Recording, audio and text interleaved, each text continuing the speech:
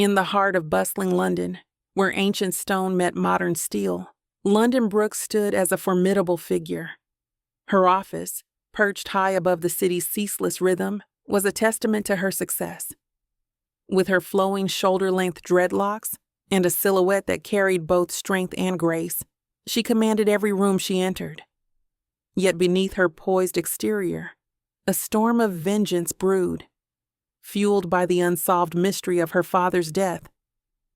Years had passed since her father, a prominent businessman, had been found dead under suspicious circumstances. The case had gone cold, but a recent tip had reignited the flames of justice in London. The clue led straight to Atlanta, Georgia, to a man named Carlton Drake, a tycoon enshrouded in scandal and shadows. With resolve as firm as the skyscrapers that surrounded her, London boarded a plane to Atlanta, her father's old watch, a relic and a reminder, secured on her wrist. Atlanta greeted her with its sprawling expanse and a warmth that did little to ease the chill of her mission. Her first days were a whirlwind of activity. She traced her father's last steps, connected with his old allies, and uncovered a network of deceit that ran deeper than she had imagined. Yet she still couldn't uncover who killed her father. She was approached by a woman she'd seen before in the heart of the city, amidst its vibrant streets and restless nights. "I was wondering when you were going to come out of the shadows. You've been tailing me since the airport. Just making sure you don't lose your cool," the woman said as she removed her shades to look London in the eyes.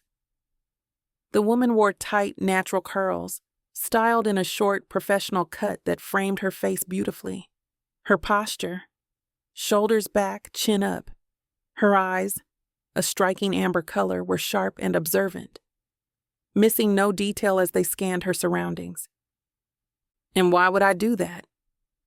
"Your father said you had a short fuse." London took a step toward Maya. "What do you know about my father?" "I know that he was murdered because rumor got out that he was a snitch for APD." "You calling my father a snitch?" London lounged out to grab the woman by her jacket. The woman easily deflected her grasp and took a step back.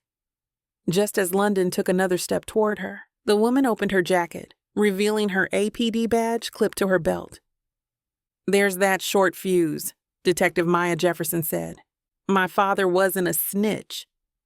"No, he wasn't, but someone wanted the streets to believe so." Detective Jefferson handed London a thumb drive. "What's this?" London asked.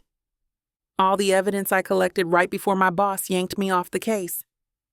"What do you mean, yanked you off the case?"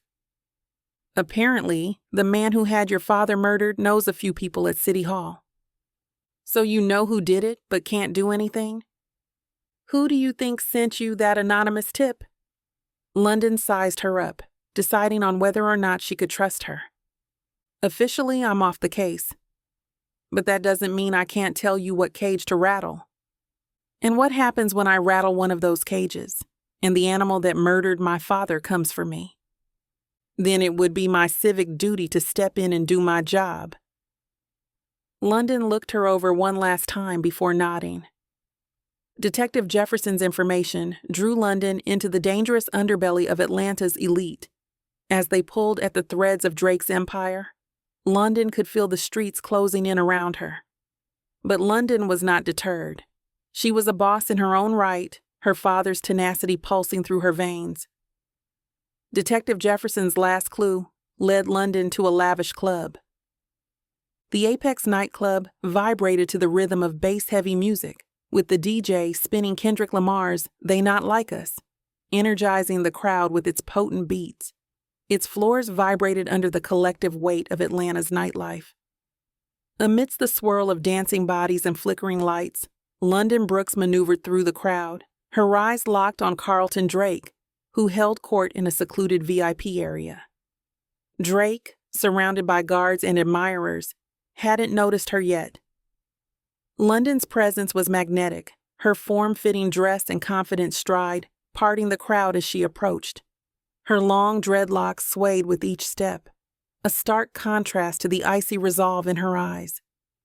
As she neared the velvet rope of the VIP section, one of Drake's men stepped forward to block her path. Without missing a beat, London flashed a fake VIP pass she had prepared earlier. The guard hesitated, then nodded, allowing her through.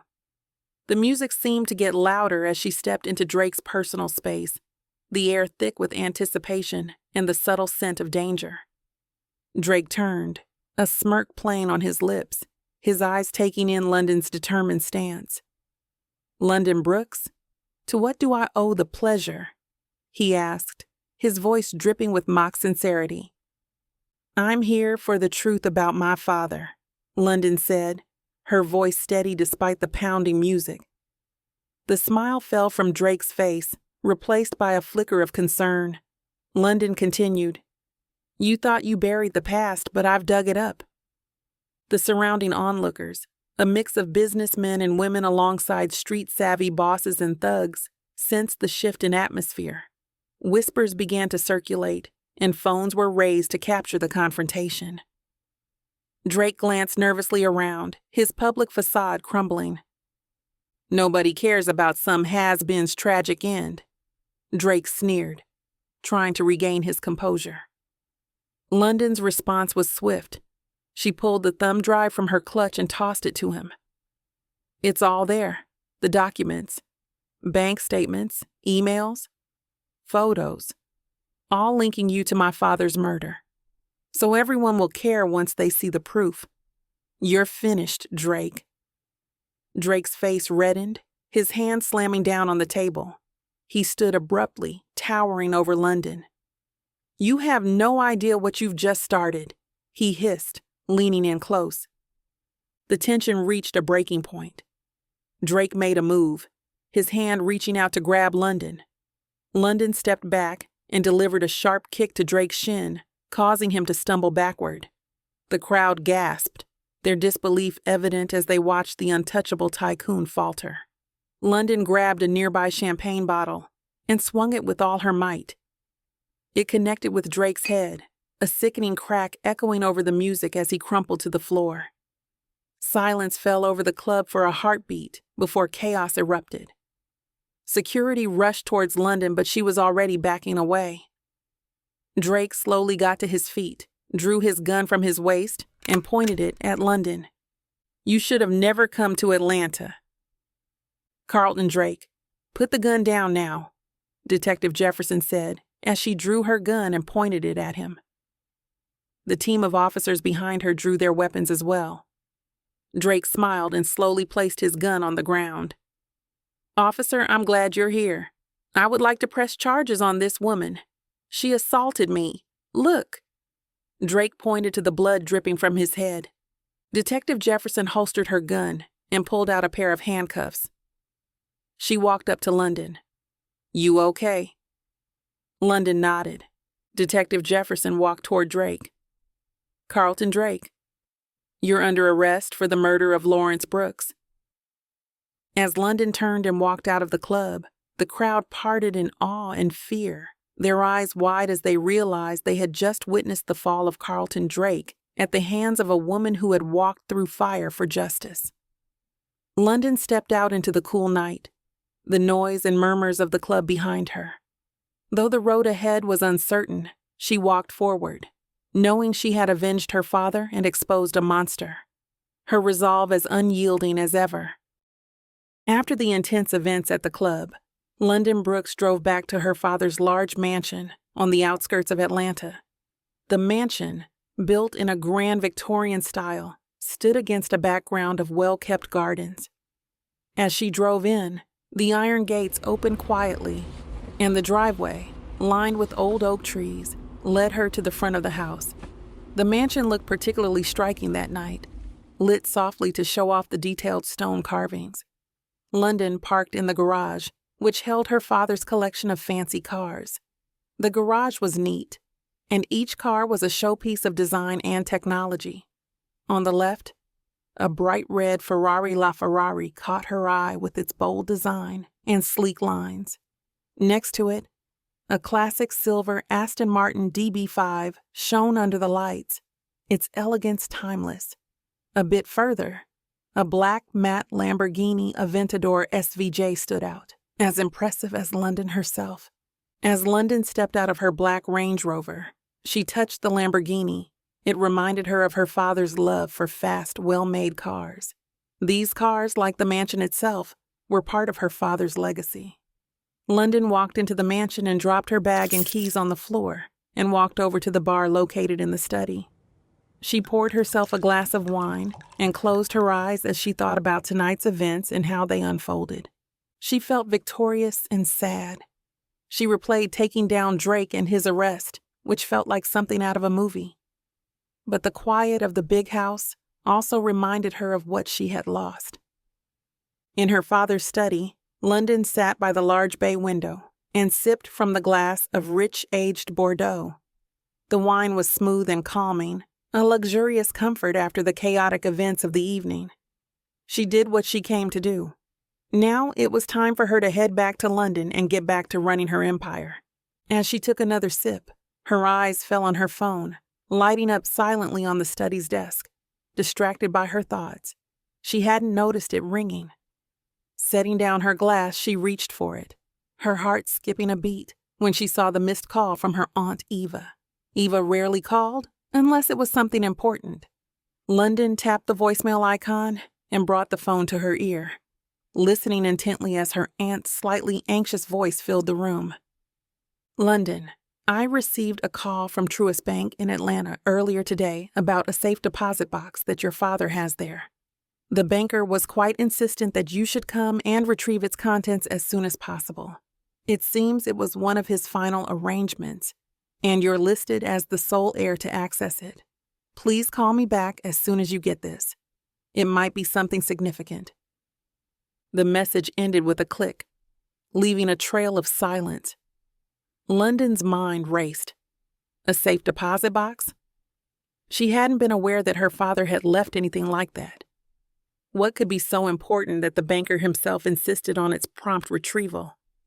Setting the phone down, London stood, her reflection in the window mirroring her puzzled expression. This could be another piece of the puzzle in understanding her father's affairs, perhaps more clues to the web of secrets that seemed to shadow his legacy. Or it could be something deeply personal, a part of him he wanted only her to have. She decided that she would go to the bank first thing in the morning on her way to the airport. Whatever was in that safe deposit box was clearly meant for her. London arrived at the bank early the next morning, her mind abuzz with possibilities about the contents of the safe deposit box. The grand facade of the bank loomed before her, its imposing stone architecture a stark reminder of the institution's longevity and power. She pushed through the heavy double doors and was immediately greeted by the cool, hushed atmosphere of the marble-lined lobby. She approached the main counter, where a sharply dressed banker with a deep cocoa complexion and a disarmingly warm smile awaited her. "Miss Brooks, I presume," he said, his voice smooth and inviting. "I'm Malcolm, and I'll be assisting you today." "Yes, thank you," London replied, offering a polite smile as she followed him through a secure door and down a corridor lined with safety deposit boxes. As Malcolm led her to the vault, he initiated small talk, his demeanor casual yet subtly attentive. "I must say it is a pleasure to finally get a chance to meet you. Your father talked about you often."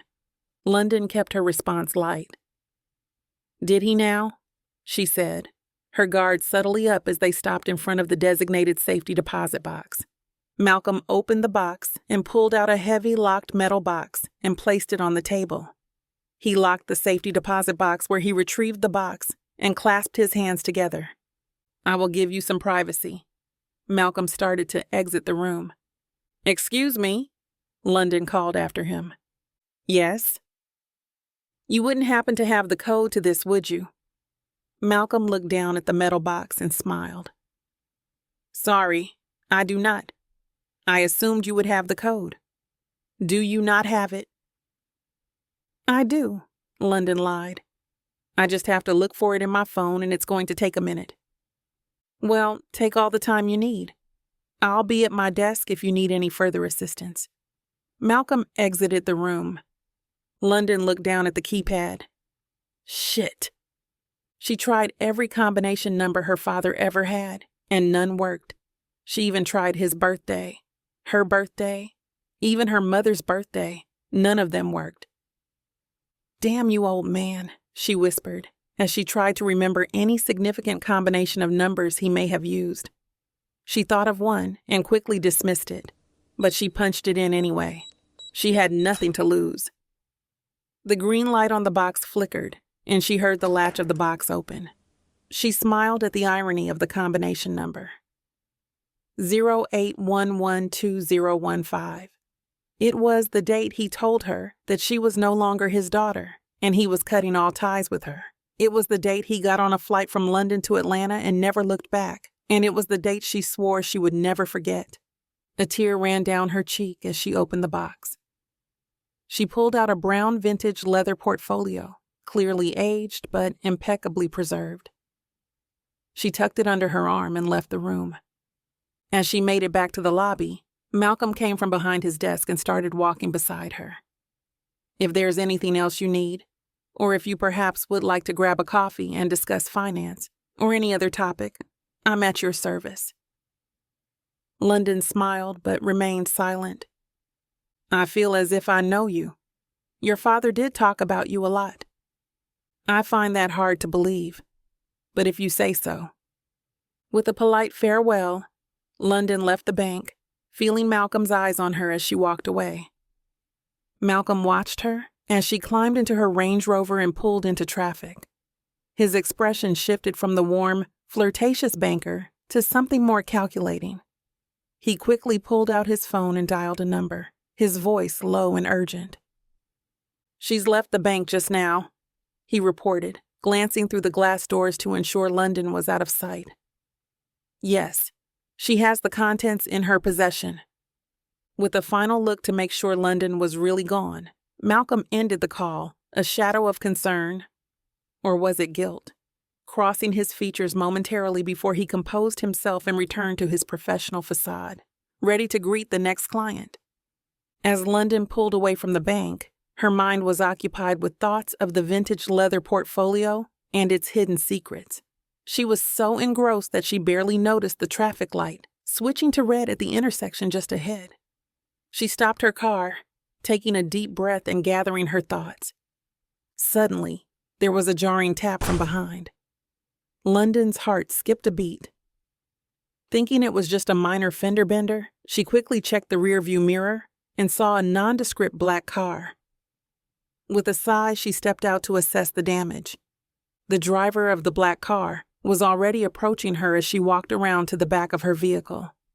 "Ma'am, I am so sorry." I glanced at my phone for just a second. He was a tall man, wearing a suit and glasses. London looked at her rear bumper and didn't see any damage. "It's okay. There doesn't seem to be any damages, so..." London's words got caught in her throat as the man lunged at her and grabbed her by the throat. He started swinging her like a rag doll and threw her against the Range Rover. London fell to her knees. The man palmed the side of her face and slammed her head against the Range Rover. London collapsed to the ground, barely conscious. The man opened the driver's side of the Range Rover and retrieved the portfolio and headed back to his car. London groggily got to one knee and could see the man heading back to his car. She reached for the gun tucked in the small of her back and fired wildly at the man. Her vision was still too blurry to get off a clean shot. She heard him scream as he made it back to his car. London kept firing. The man put his car in reverse and got away before London's vision was at 100%. She looked at the ground where his car was and noticed that he dropped the portfolio. She quickly grabbed it up and jumped into her truck. She could hear the sirens in the distance as she sped off. London's exit for the airport was coming up. She bit her bottom lip and hit the steering wheel as she purposely missed the exit. Fuck, she looked over at the portfolio. The contents inside of the portfolio must be important enough for a man to try and steal it from her in broad daylight. What kind of shit were you into, old man? London pulled up to her father's mansion.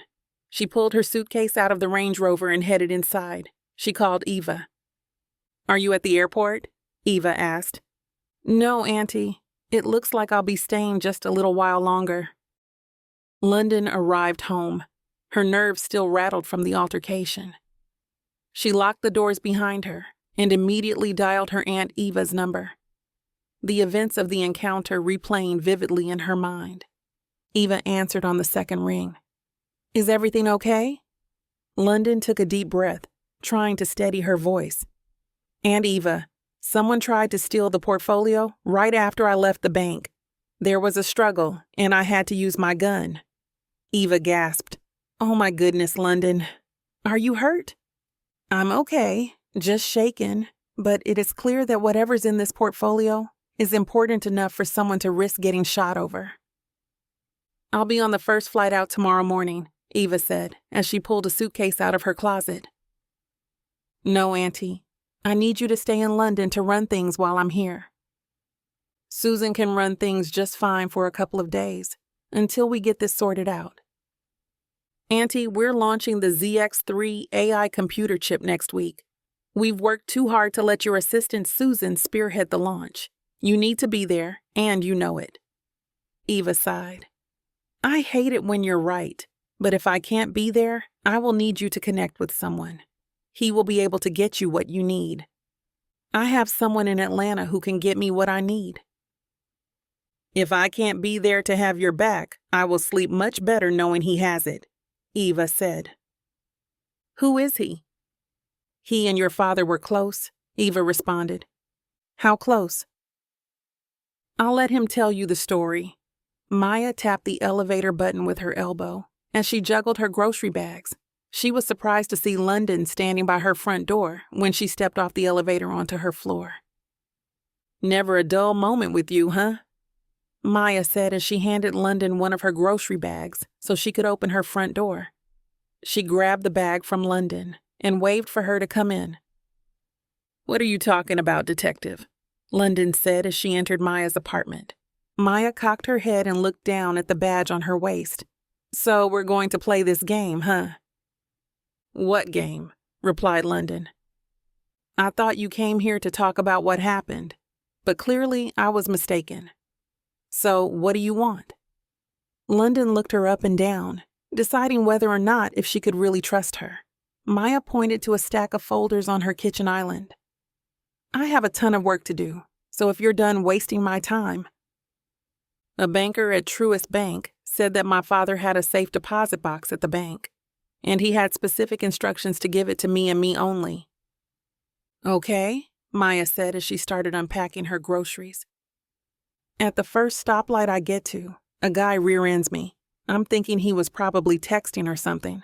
Long story short, he clocked me good and tried to steal the leather portfolio that was in the safe deposit box." "What's inside the portfolio?" "How do you know I still have it?" "I was first on the scene. Bystanders said it was a simple car accident that turned road rage. They said he attacked you, and then you shot him."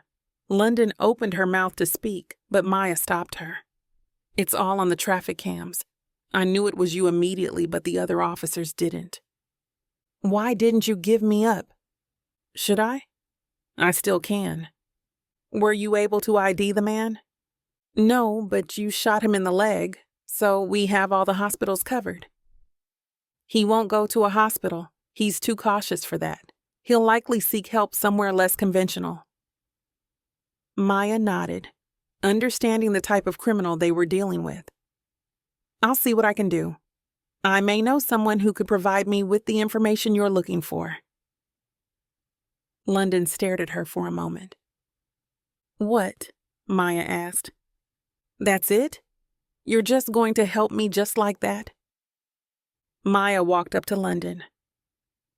"You're not used to people helping you without wanting something in return?" "You want something. I just don't know what it is yet." Maya smiled. "I'll reach out when I have something." London flicked up the peace sign and started heading for the front door. "So what was in the portfolio?" "Didn't have a chance to look at it," she said as she left Maya's apartment. London sat in her father's study, staring out the window. She looked over at the portfolio and shook her head. She grabbed the portfolio off the desk and slowly opened it. She felt as if she was opening Pandora's box. She noticed the official-looking documents inside, each bearing a notary's seal. Her breath caught in her throat as she turned to the next page. It was a detailed list of properties, each one more impressive than the last. A sprawling penthouse overlooking Central Park, occupying the entire top floor of a prestigious New York City high-rise. A secluded beachfront villa in the Maldives, complete with a private lagoon and personal staff. A historic chateau in the French countryside, surrounded by acres of vineyards. A luxurious ski chalet in Aspen, nestled in the mountains with breathtaking views. And a sleek, modern apartment in Tokyo's most exclusive district. Photographs and detailed financial information accompanied each property. London's mind reeled as she realized the combined worth of these properties alone was in the hundreds of millions. But there was more. The portfolio also contained documents for majority shares in a cutting-edge tech company on the verge of revolutionizing clean energy, a collection of rare, priceless artworks stored in a high-security vault in Switzerland, and ownership of a small private island in the Caribbean. London's phone rang in the dimly lit room where she sat. It was Maya. Yes? I just texted you an address. Meet me there in 30 minutes. There's something you need to see. Maya was already there when London arrived, standing beside an unmarked car, her expression serious. Thanks for coming quickly, she said, nodding towards an old nondescript building across the street. According to my sources, this is where the man who attacked you would go if he had to get a bullet removed from his leg. London followed Maya's lead as they crossed the street and entered the building. It was an older structure, mostly filled with small businesses that had seen better days. They made their way to a back unit that had been converted into a veterinary clinic. The sign on the door read Veterinary Care. Inside, the clinic was quiet except for the soft whirring of a ceiling fan. A middle-aged man in scrubs looked up from organizing his desk, his face registering surprise. "Can I help you?" he asked cautiously. "I'm Detective Jefferson," Maya said as she flashed her badge. "You had a walk-in yesterday." The veterinarian typed his password into the computer before him and looked up at Maya. "What's the pet's name and ID?" "He's not a pet, but he would have come in with a bullet wound." The veterinarian looked puzzled. "I don't understand," he replied. London walked around the desk and grabbed him by the collar. She then drew her gun and pressed it into his thigh. "Answer the question, or you'll be pulling a bullet out of your leg." "That's not how we do business here," Maya said to London.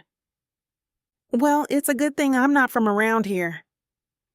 "Travis," the veterinarian blurted out. "Travis Owens? He came in early this morning with a gunshot wound. I didn't ask any questions. I just removed the bullet and patched him up. I swear." "Where can we find Travis?" London said. "He hangs out downtown at the Black Horse Bar. That's all I know, I swear." "Now that wasn't hard, was it?" London said. "We need to go," Maya said, giving London a stern look. London put her gun away and followed Maya out of the office. "What the fuck, London? You trying to get me fired?" "I'm trying to get answers." Maya stopped short. London nearly bumped into her. "What's up?" London asked. Maya held her hand out. "Give me the gun." "What? No." "Bitch, I can arrest you for carrying a concealed firearm. Is that what you want?" London took a step back and centered herself. "Are you sure that's what you want to do?" Maya chuckled. "You know what? I'm done with you. I'm not putting my job on the line for you." "Nobody asked you to," London said to Maya as Maya turned to walk away. Maya stopped in her tracks and walked back to London. "Let's get one thing straight. I am not the one to be fucked with." London's eyes widened. "I thought I was the one with the short fuse." Maya turned to leave. So I guess you're not going to the bar with me to find Mr. Travis Owens. Maya stuck up her middle finger as she exited the building. London stood outside the Black Horse. The dim neon sign flickered above the entrance, casting an eerie glow on the cracked pavement. She took a deep breath, steeling herself for what was to come. She pushed open the heavy door.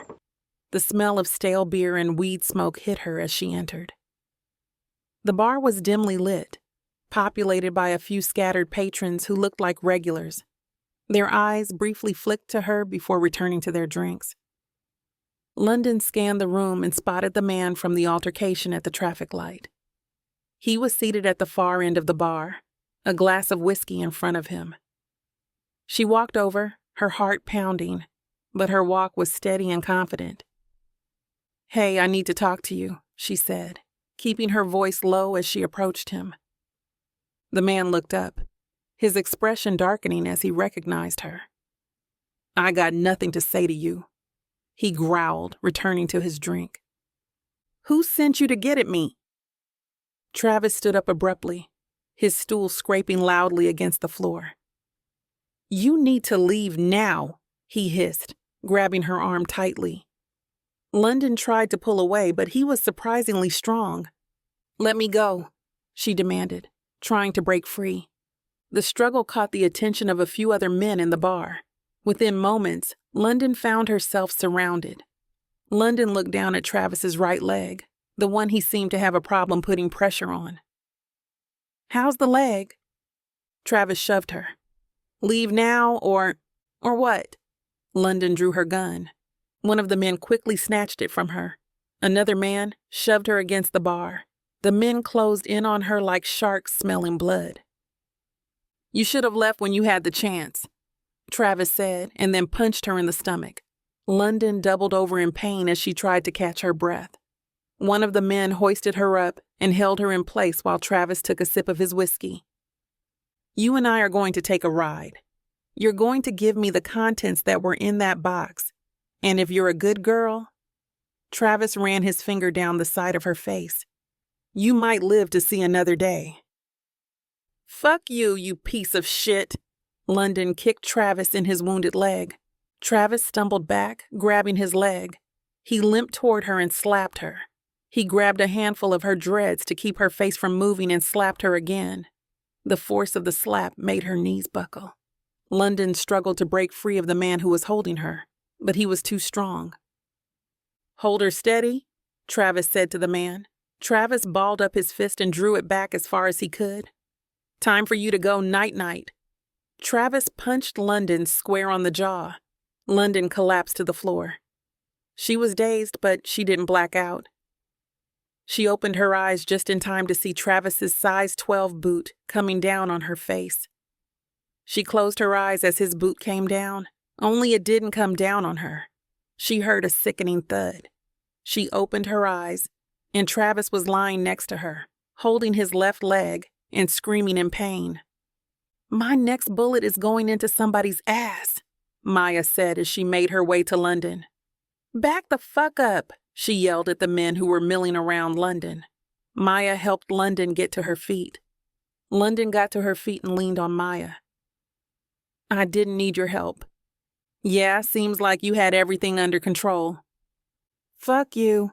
Back at the mansion, London stepped into a piping hot bath. She eased herself in, wincing slightly as the heat enveloped her sore body. She sighed, feeling the tension begin to melt away. The water lapped at her skin, soothing and caressing. She closed her eyes and leaned back, submerging herself up to her neck. The quiet bathroom filled with the gentle sound of rippling water as she settled in. She breathed momentarily, letting the warmth seep into her tired muscles. "It's been a minute since I had my ass beat," she thought. "I got too cocky. This isn't London. Everyone here doesn't bow to my will. Not yet, anyway." London grabbed her phone off the side of the tub and dialed the number of her father's friend that her aunt gave her. The phone rang twice before a gravelly voice answered. "I was beginning to think you weren't going to call." The man's voice was gruff. each word seeming to scrape against his vocal cords like sandpaper on rough wood.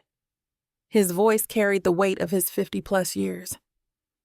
"My aunt gave me your number. She said we should connect." "We should. Give me a when and a where." "Tuxedo Park, Buckhead. I'll text you the address." "Wait, she didn't tell me your name." "My name's Devin." "Devin?" London said, shocked. "The same Devin who—" Devin hung up. London placed her phone back on the tub's edge and sighed as she submerged her body under the water. If this was the Devin she used to hear fairy tales about as a little girl, she would be at the top of her game tomorrow. The following day, London stood before the mirror in her father's bedroom, carefully applying concealer to the bruises on her face. Her encounter at the Black Horse Bar had left its mark, but she was determined not to show any weakness when meeting Devin. As she finished her makeup, her eyes fell on her father's watch on the dresser. She hesitated for a moment before picking it up and fastening it around her wrist. It felt heavy, a reminder of the weight of her father's legacy and the mystery still surrounding his death. She chose her outfit carefully, a tailored black pantsuit that exuded power and professionalism, paired with stiletto heels that could double as weapons if needed. As she reached for her gun, she stopped. One of the men at the bar took it, and she wasn't able to get it back. She would have to get another one. The drive to Tuxedo Park was tense, with London constantly checking her rearview mirror for any signs of being followed. As she pulled up to the address Devin had provided, she was struck by the grandeur of the Georgian-style mansion before her.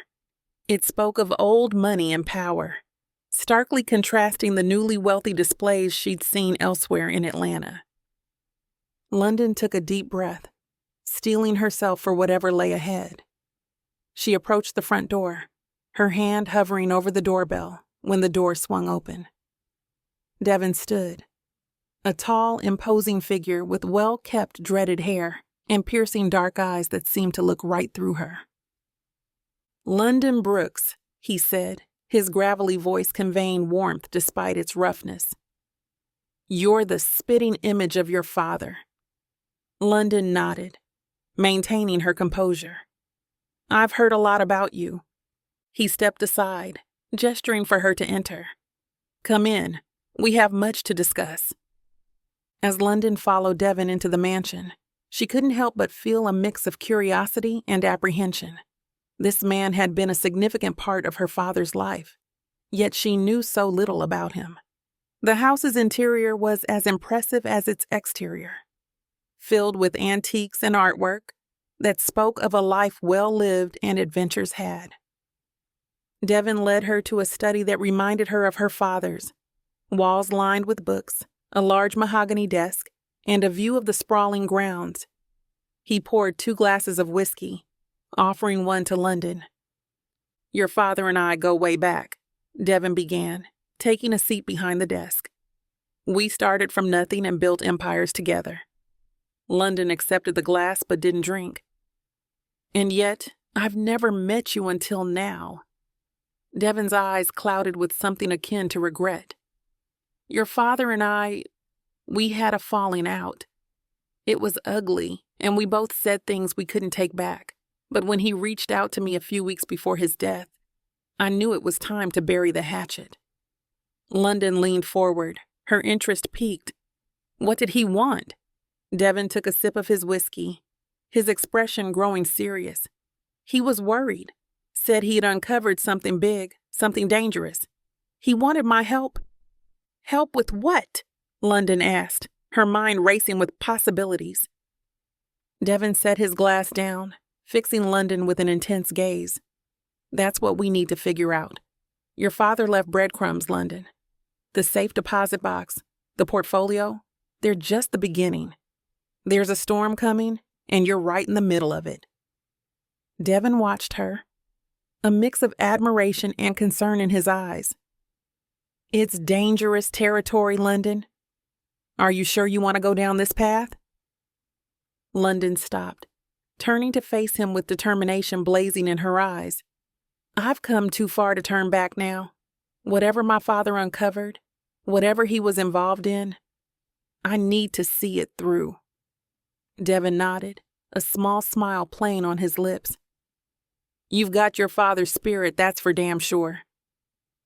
He walked over to a painting on the wall, swinging it aside to reveal a hidden safe. Your father left something with me just in case. Said if you ever came looking, I should give it to you. He opened the safe and pulled out a small encrypted hard drive. This contains everything he discovered: names, dates, transactions, the whole web of corruption he uncovered. London took the hard drive, feeling its weight in her hand. Thank you, Devin. Don't thank me yet, he warned. London changed the subject. I need something. Something? Devin repeated with a smile.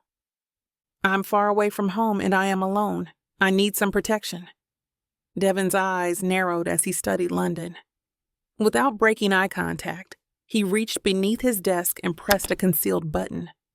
The soft click was barely audible, but its effect was immediate and dramatic. Within seconds, the study door swung open, and a team of highly trained individuals poured into the room. They moved with precision and purpose, quickly surrounding London and Devin. These weren't ordinary security personnel. Their movements and positioning spoke of extensive military training. Each member of the tactical team wore matte black combat uniforms. Tactical vests covered their chests, laden with various pouches and equipment. Their weaponry was equally impressive. Most carried modified M4 carbines, customized with advanced optics and suppressors. Sidearms, predominantly Glock 19s, were holstered at their thighs. The diversity of the team was evident.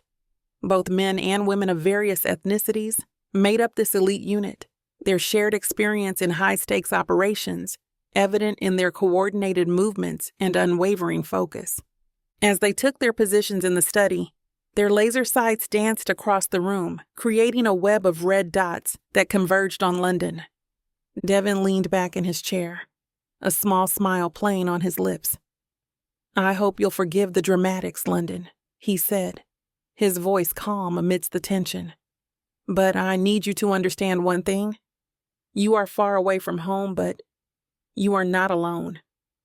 London looked at the team and nodded. Eva brought me up to speed on what little she knew of your situation. I handpicked this team for you. Whatever you need, they got you. No questions asked. Well, London said, what I really need right now is a gun. As if on cue, one of the tactical team members stepped forward. She was an African-American woman with ash-brown dreadlocks that hung on her shoulders, her posture exuding confidence and professionalism. Her hazel eyes scanned the room before settling on London. Without a word, she reached down to her thigh holster and drew her Glock 19, her movements fluid and precise. The woman held the pistol in both hands, expertly ejecting the magazine and clearing the chamber in one swift motion. She then turned the Glock sideways, inspecting it closely. Her eyes traveled along the slide, checking the sights and ensuring everything was in perfect order. Satisfied with her inspection, she slammed the magazine back into place with a satisfying click. The woman then took a step towards London, her eyes locked on hers. There was a moment of silent communication between them, a shared understanding passing between two formidable women. Miss Brooks, the tactical team member said, her voice steady and clear.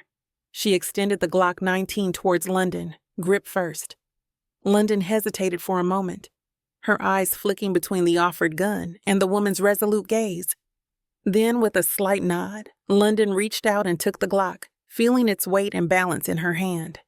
Thank you, London said, her voice low but filled with genuine appreciation. London, Devin said, meet Quaycraft.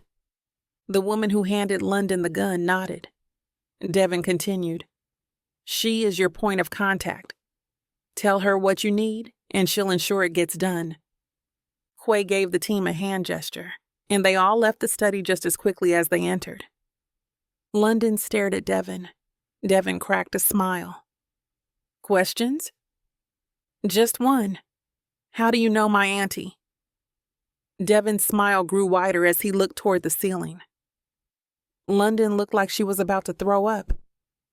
Ew, never mind. She stood up and left the study. Quay stood outside the study, waiting on London. She held out a cell phone. This has my direct number programmed in it, she said. London took the phone from her. Thank you. I'll call you if I need you. Quay nodded and walked off. As she left Devin's mansion, London felt a mix of emotions, anticipation, fear, and a burning desire for justice. She knew that the contents of the hard drive would lead her deeper into the heart of Atlanta's dangerous underworld, but she was prepared to face whatever challenges lay ahead. With the hard drive securely in her possession and Devin as an ally, London was ready to unravel the mystery surrounding her father's death and confront the powerful forces that had tried to keep the truth buried. Just as London entered her vehicle, she got a text from Maya. Drake had been released from jail. Apparently, the DA couldn't build a strong case against him, so he dismissed all the charges. London shook her head, wondering how high the corruption ladder went. She pulled out the cell phone that Quay gave her and called her. Yes, Quay answered. Will you be available tonight to accompany me to a bar? Of course. And can you wear something a little less tactical? London said. Will a pantsuit and flats suffice, Miss Brooks? London tried to picture Quay in a pantsuit and flats and laughed. Sure, that'll work. What bar do you want me to meet you at? Quay asked. The Black Horse. London pulled up to her father's mansion, the events of the night still racing through her mind. As she approached the front door, she noticed a light on in the study. Her hand instinctively moved to her concealed weapon as she cautiously entered the house. Hello, she called out, her voice echoing through the foyer.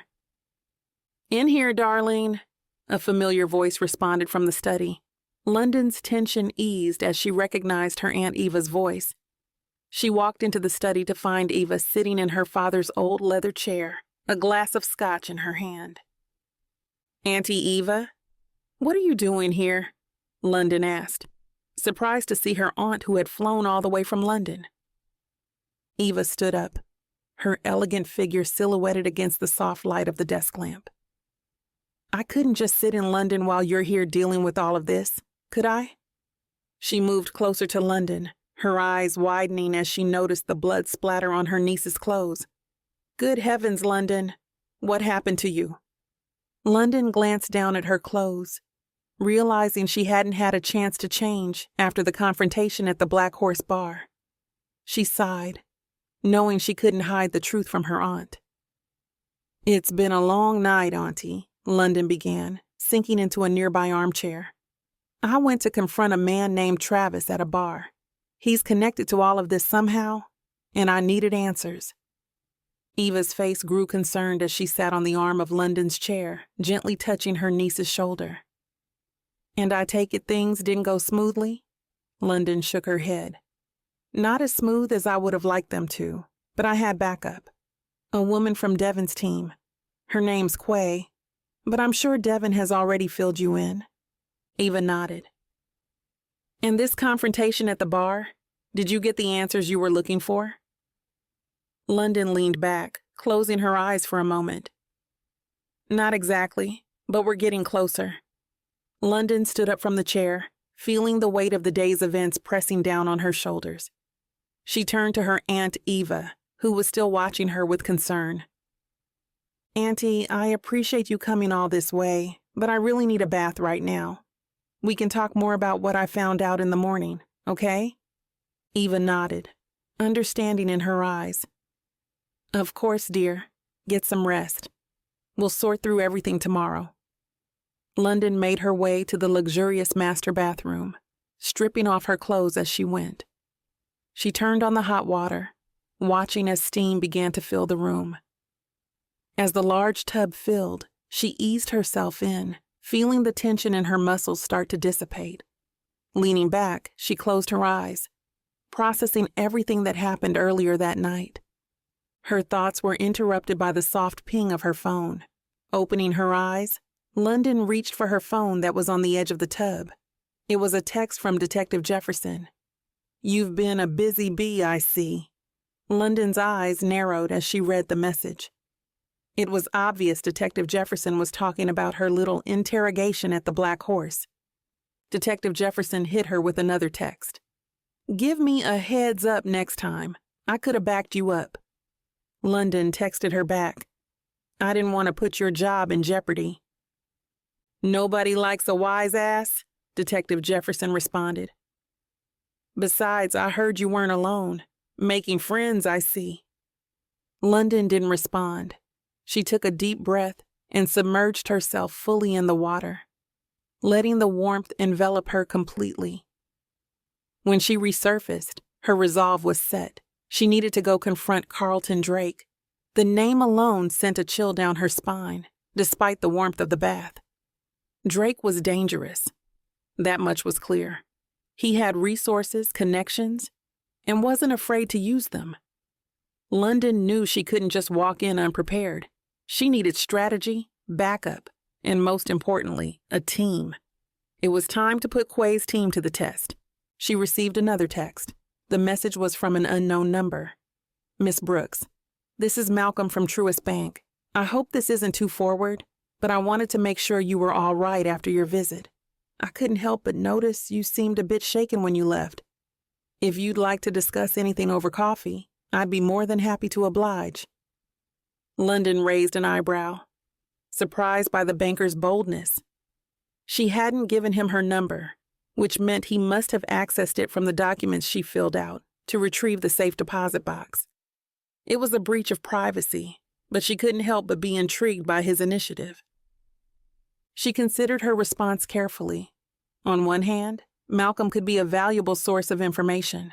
On the other, his eagerness was slightly suspicious given recent events. After a moment's hesitation, she typed out a reply. "Malcolm, I appreciate your concern. Perhaps we could meet for coffee tomorrow afternoon. I have some questions about my father's accounts that you might be able to help with." She hit send and then placed the phone back on the edge of the tub, sinking deeper into the water. As she closed her eyes again, she couldn't shake the feeling that this seemingly innocent coffee date might be more significant than it appeared. But then again, in Atlanta, everything seemed to be more complicated than it looked on the surface.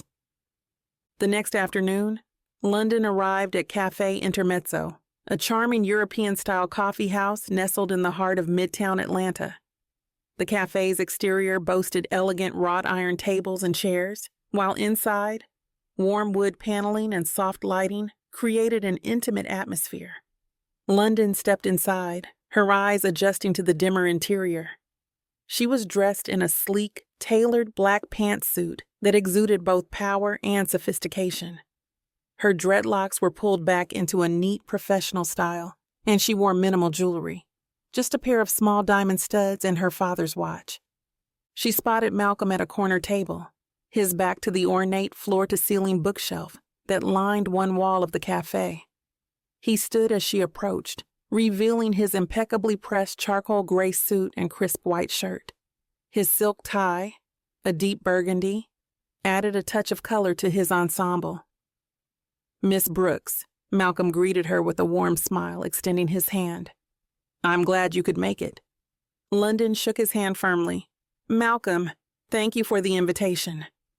They sat down, and a waiter approached almost immediately. Malcolm ordered a double espresso while London opted for a café au lait. As they waited for their drinks, London took in the ambiance of the cafe. The air was filled with the rich aroma of freshly ground coffee beans and the soft murmur of conversation. Antique clocks adorned the walls, their gentle ticking a soothing backdrop to the scene. Their drinks arrived promptly. "So, Miss Brooks," Malcolm began, his voice smooth and confident, "I hope you don't mind me reaching out. I felt we had some unfinished business after your visit to the bank." London raised an eyebrow, taking a sip of her coffee. The warm, creamy liquid was a perfect balance of strong coffee and velvety milk. Unfinished business? I thought everything was quite conclusive. Malcolm chuckled softly, his fingers tracing the rim of his espresso cup. Perhaps unfinished business was the wrong phrase. Let's say I was intrigued. It's not every day we have someone of your caliber visit our humble bank. London took another sip of her coffee and then seductively leaned across the table and grabbed Malcolm's tie. You know what I like about bankers? Malcolm swallowed the nervous lump in his throat. What's that? He asked. Bankers are about their business. Malcolm nodded. Taking care of business is our priority. So tell me, Malcolm, London said as she tugged on his tie.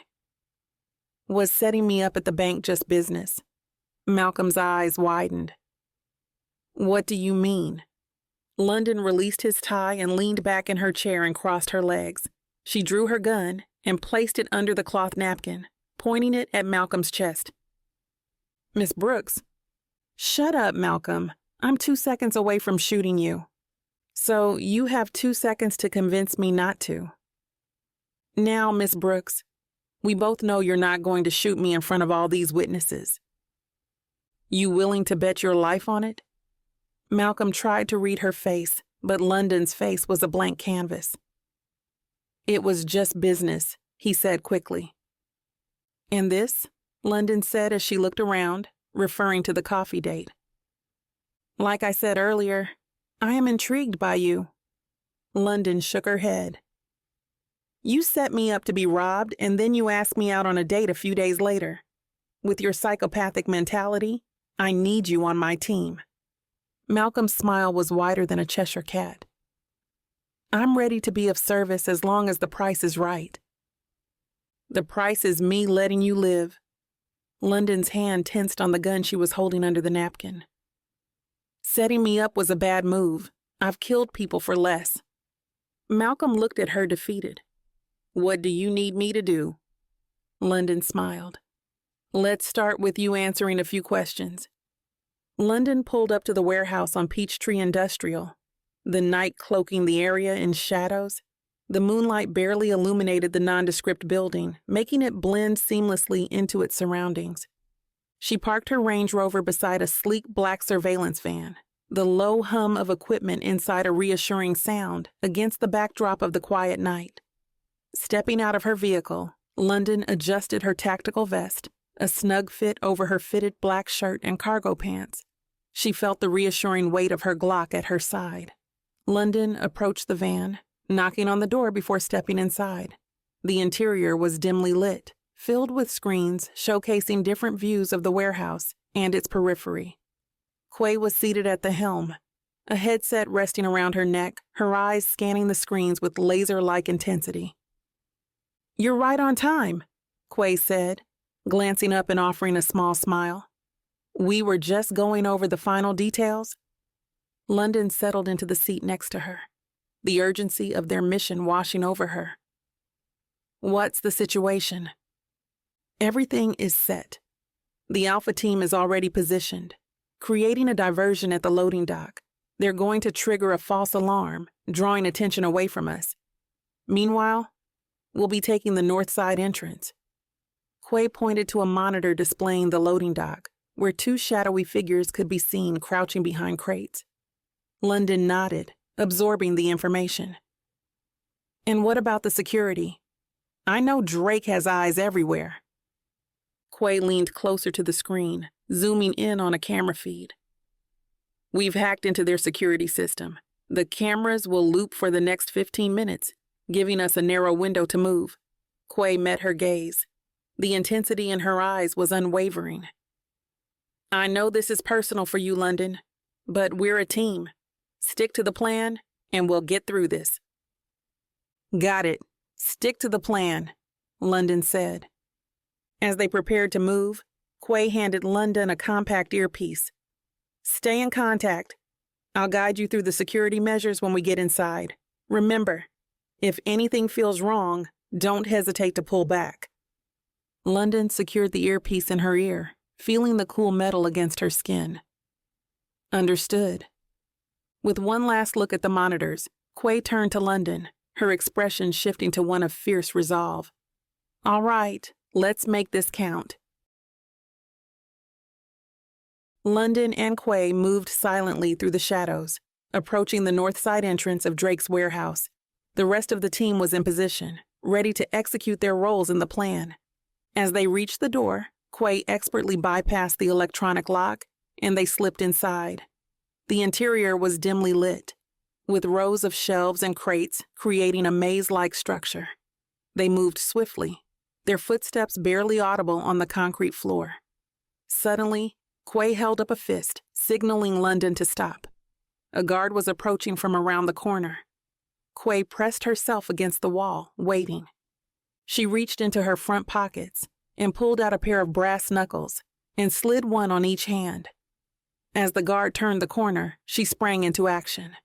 Her fist, adorned with brass knuckles, connected with the guard's jaw in a vicious uppercut.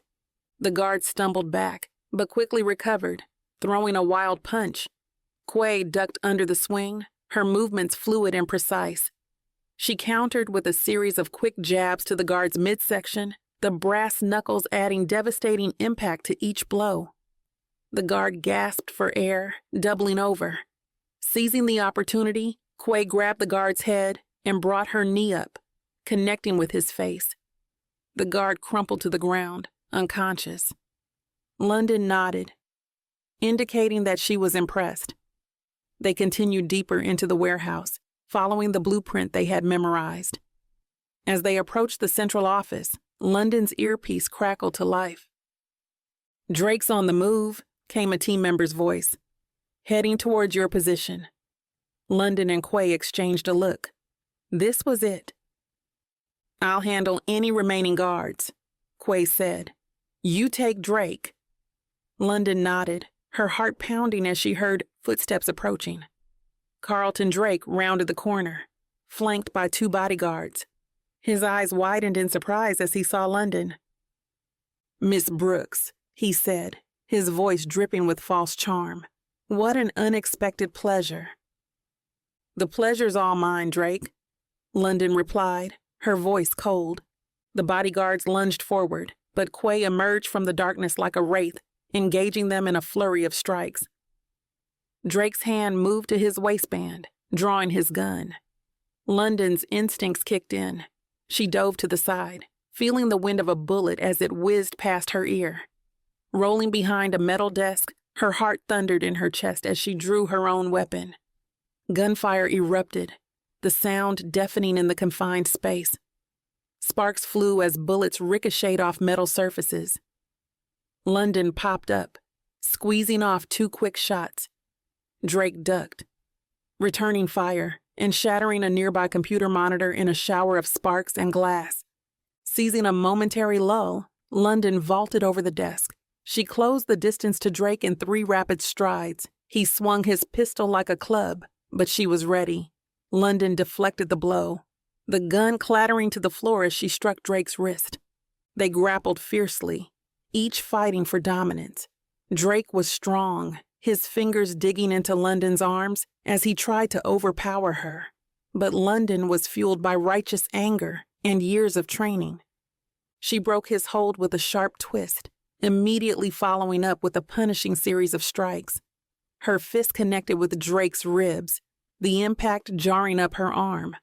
An elbow to his jaw snapped his head back, blood spraying from his split lip. A knee to his stomach doubled him over. The air leaving his lungs in a pained gasp, Drake staggered back, his expensive suit now torn and stained. His eyes widened as he saw the fury in London's gaze. She channeled all her anger, all her frustration, into one final devastating blow. Her right hook connected with a thunderous impact. The crack of bone meeting bone echoed through the room as her fist found Drake's jaw. His head whipped to the side, eyes rolling back as he collapsed to the floor in a heap. London stood over him, chest heaving, knuckles bloodied. The adrenaline coursing through her veins made everything sharper, more vivid. She turned to see Quay standing over the unconscious bodyguards. With a nod to each other, London and Quay hoisted Drake's limp body onto a nearby chair, securing his hands behind his back with zip ties. London's heart raced as she watched Drake's chest rise and fall. This was it, the moment she'd been working towards. All the answers about her father's death were within reach. Quay slapped Drake's face lightly. "Wake up, sunshine. We've got some questions for you." Drake's eyelids fluttered, a groan escaping his lips as consciousness slowly returned. His eyes widened as he took in his surroundings, focusing on London with a mixture of fear and defiance. "You have no idea what you've done," Drake spat, blood trickling from his split lip. London leaned in close, her voice low and dangerous. "Oh, I think I do. And now you're going to tell us everything, starting with what happened to my father." Drake opened his mouth to respond, but his words were cut short by a deafening crack. A single gunshot echoed through the warehouse, the sound reverberating off the metal walls. Time seemed to slow as London watched a small dark hole appear in the center of Drake's forehead. His eyes went wide with shock, then vacant, as his head lolled forward. Blood trickled down his face, a stark contrast to his pale skin. London and Quay spun around, weapons drawn, searching for the source of the shot. From the shadows, a figure emerged, guns still raised. "Detective Jefferson?" London gasped, her mind reeling. To London's shock, Jefferson's face bore a smirk as she holstered her weapon. The detective's demeanor was completely at odds with the grim determination London had come to expect from her. "Sorry to crash the party, London," Jefferson said, her voice dripping with sarcasm. "But I couldn't let Drake spill all our secrets." Quay's gun remained trained on Jefferson. "What the hell is going on?" London's world tilted on its axis. You're working for them?" London's finger tightened on the trigger, rage and betrayal coursing through her veins. Jefferson slowly holstered her gun. "There's that short fuse." Detective Jefferson slowly retrieved a cell phone from her pocket. "Before you take that shot, there's something you need to see." Jefferson tossed the cell phone at London's feet. London bent down and picked up the phone. What she saw made her blood run cold. On the screen was a picture of her Aunt Eva, bound and gagged, fear evident in her eyes. "Your aunt has become an honored guest of our little group, and she'll remain our guest until you bring everything your father has on us." London's mind raced. Her aunt had flown all the way from London to support her, and now she was in danger because of it. The weight of guilt and fear threatened to overwhelm her.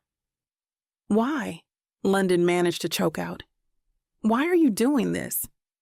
Jefferson's smirk faded, replaced by a look of cold determination. "Your father poked the bear, and for that he paid with his life.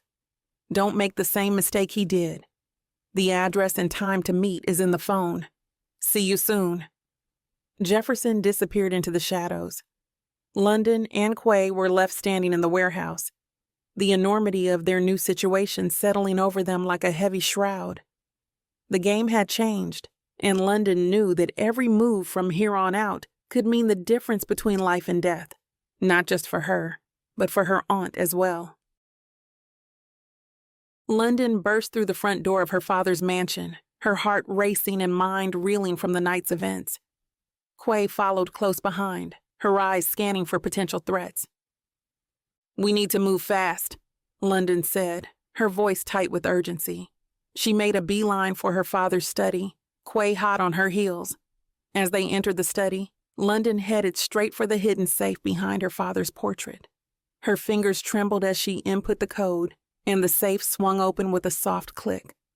Inside, nestled among various documents, lay the encrypted drive her father had left her. London grabbed the drive, clutching it tightly. Her first instinct was to give it to them, to save her aunt.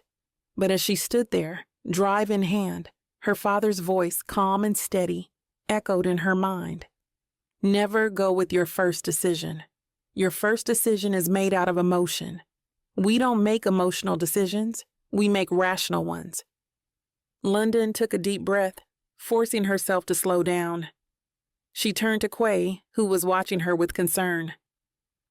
"I'm not sure how much you know about my father," London began, "but he used to be a major underboss in London." London's eyes were distant with memories. One day he decided he wanted to go legit. He wanted to leave it all behind, start over in the States. London's grip on the drive tightened. "I didn't agree. I wanted us to stay in control, to keep our power. We had a huge argument about it. In the end, he left for the U.S., and I chose to stay in London and run the family business with my Aunt Eva. My father didn't approve, and on the day he left, he looked me in the eye and said I was no longer his daughter." Tears welled up in London's eyes. "I guess it's a good thing he raised me to be heartless and ruthless, because if he didn't, his words would have crushed me." "Damn," Quay said. "But that was his final lesson," London said with a smile. "In order for me to survive on this level of the game, I had to be more than heartless, more than ruthless. I had to be cold-blooded." "So what's the plan?" Quay asked. "I'm going to do what I do best." The warehouse district loomed dark and foreboding as London's car pulled up to a nondescript building. Her knuckles were white on the steering wheel, her mind racing through possible scenarios. Taking a deep breath, she stepped out into the cool night air, her heels clicking on the pavement. As she approached the entrance, two burly men in suits materialized from the shadows. They patted her down efficiently, their faces impassive. Satisfied she wasn't carrying any weapons, they nodded and opened the heavy steel door. The interior was a stark contrast to the building's exterior. Plush carpets muffled her footsteps as she was led down a hallway adorned with expensive artwork. The air was thick with the scent of cigar smoke and power. Finally, they reached a set of ornate double doors. As they swung open, London's eyes immediately swept the room, taking in every detail. The space was opulent, with dark wood paneling and leather chairs surrounding a massive mahogany table. Around it sat Atlanta's hidden elite faces she recognized from news reports and charity galas, now revealed in their true colors.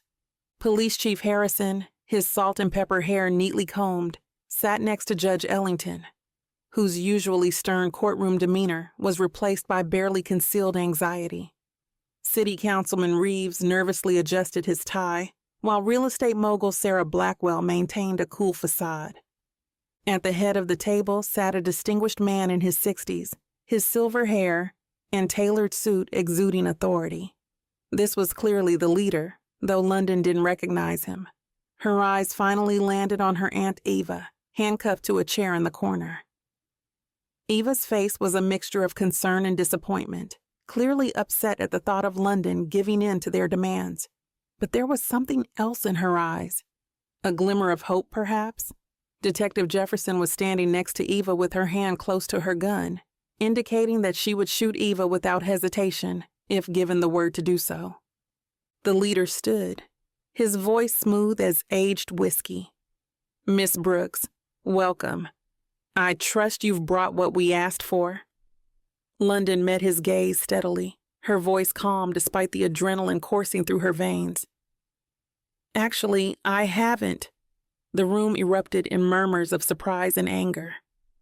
The leader's eyes narrowed dangerously, his composure slipping for just a moment. "I don't think you understand the gravity of your situation, Miss Brooks. Your aunt's life depends on your cooperation." London's voice was still as she responded, her words carefully chosen. "And I don't think you understand the gravity of yours. That drive, it's insurance. If anything happens to me or my aunt, everything on it goes public, your entire operation exposed to the world with the click of a button." The room fell silent, tension thick in the air. London could see the wheels turning in their minds, reassessing the situation. She noticed Judge Ellington's hand trembling slightly as he reached for his glass of water. "What do you want?" the leader finally asked, his voice tight with barely controlled anger. London allowed herself a small, confident smile. "I want a seat at the table. Full membership, full benefits. Shock registered on many faces, but London pressed on, her voice gaining strength. You killed my father because he wanted out. I'm offering you something better. I want in. With my connections in London and my knowledge of your operations here, I can expand your reach beyond anything you've imagined. The leader exchanged glances with his associates, a mix of intrigue and wariness in their eyes. Councilman Reeves leaned over to whisper something to Chief Harrison, who nodded slowly. And why should we trust you? Sarah Blackwell asked, her voice sharp. London turned to face her, unflinching. Because I'm not my father. I don't want out. I want power, and I'm willing to do what it takes to get it. As the group conferred in hushed tones, London caught her aunt's eye. To her surprise, Eva's expression had changed. There was pride there now, mixed with a hint of admiration. Eva gave her a small nod, understanding dawning in her eyes. After what felt like an eternity, the leader turned back to London. His face was unreadable, but there was a new respect in his eyes. Very well, Miss Brooks, you'll have your seat. But know this, we'll be watching you very closely. London nodded, maintaining her composure, even as triumph surged through her. I wouldn't expect anything less. The leader snapped his fingers. Detective Jefferson uncuffed Eva. As Eva walked toward London, London got an incoming text. She pulled out her phone and read the text. It was from Detective Jefferson. Well played? London looked up at Detective Jefferson and nodded. As the meeting adjourned, London and Eva were escorted out of the building. The cool night air was a relief after the tension-filled room. Eva squeezed her hand, her voice barely above a whisper. Your father would be proud, she said. You've outplayed them all. London smiled, a mix of determination and anticipation in her eyes. The real work was just beginning. She had infiltrated the very organization that had killed her father, gaining a position of power that would allow her to dismantle it from within. As they drove away from the warehouse, London's mind was already racing with plans and strategies. She had made her move in this dangerous game of chess, and now she was poised to win it all. The Queen's Gambit had been played, and London was ready to reign supreme over Atlanta's underworld.